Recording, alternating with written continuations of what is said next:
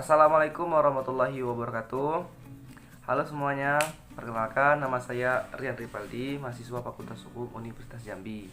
Jadi pada kesempatan kali ini saya akan membahas mengenai aturan-aturan hukum perdagangan menurut GATT. Jadi saya akan menjelaskan mulai dari pengantarnya, kemudian tujuan, kemudian lagi prinsip dan hal-hal yang lainnya yang berkaitan dengan GATT. Untuk itu saksikan video saya sampai selesai.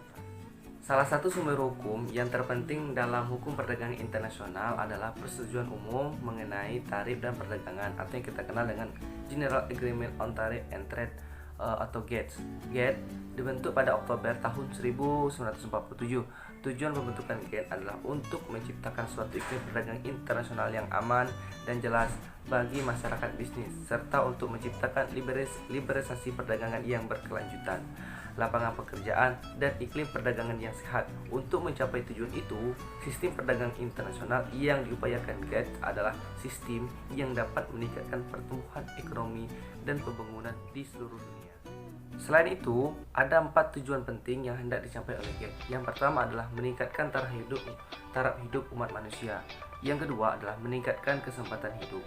Yang ketiga adalah meningkatkan pemanfaatan kekayaan alam dunia. Dan yang keempat adalah meningkatkan produksi dan tukar menukar barang. Untuk mencapai tujuan-tujuannya, GATT berpedoman pada 5 prinsip utama. Jadi, prinsip yang pertama adalah prinsip most favored nation atau prinsip yang paling disukai oleh semua negara. Menurut prinsip ini, semua negara anggota terikat untuk memberikan negara-negara lainnya perlakuan yang sama dalam pelaksanaan dan kebijakan impor dan ekspor serta menyangkut biaya-biaya lainnya.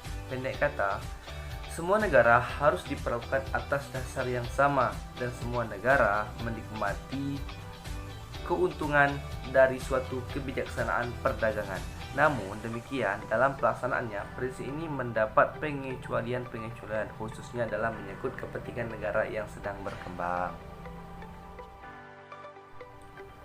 Masuk ke prinsip yang kedua adalah prinsip nation treatment. Menurut prinsip ini, produk dari suatu negara yang diimpor ke dalam suatu negara harus diperlakukan sama seperti halnya produk dalam negeri. Prinsip ini sama seperti halnya produk dalam negeri. Prinsip ini juga berlaku terhadap semua macam pajak dan pungutan lainnya. Ia berlaku pula terhadap perundang-undangan, pengaturan dan persyaratan-persyaratan hukum yang mempengaruhi penjualan, pembelian, pengangkutan, distribusi atau penggunaan produk-produk di pasar dalam negeri. Prinsip ini juga memberikan perlindungan terhadap proteksionis sebagai akibat upaya-upaya atau kebijakan administratif atau legislatif.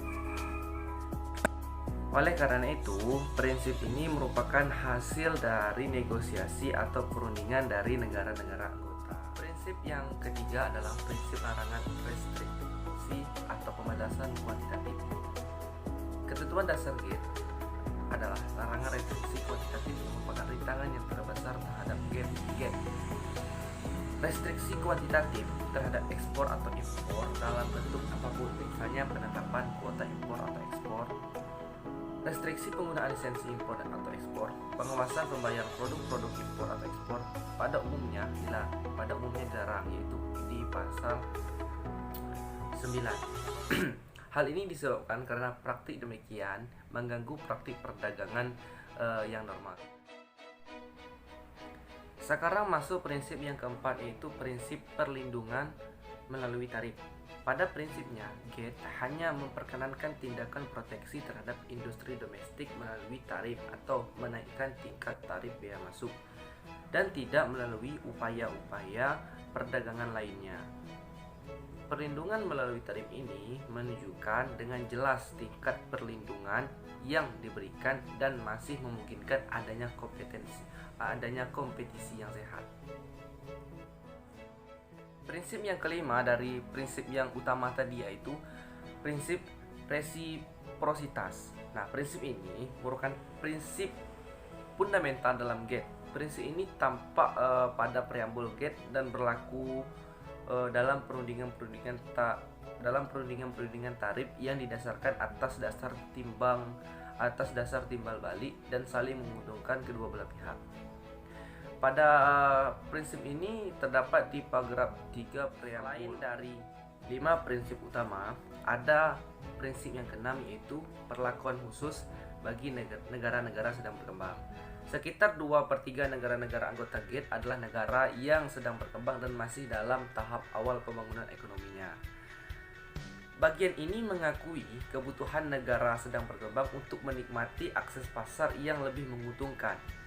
Negara-negara industri juga mau menerima bahwa mereka tidak akan meminta balasan dalam perundingan mengenai penurunan atau penghilangan tarif dan rintangan-rintangan lain terhadap perdagangan negara-negaranya. Baiklah, sebagai penutup dari video saya kali ini, bahwa GATT sebagai aturan perdagangan yang dibuat pada tahun 1947 ternyata masih relevan, bahkan masih terus relevan untuk masa yang akan datang.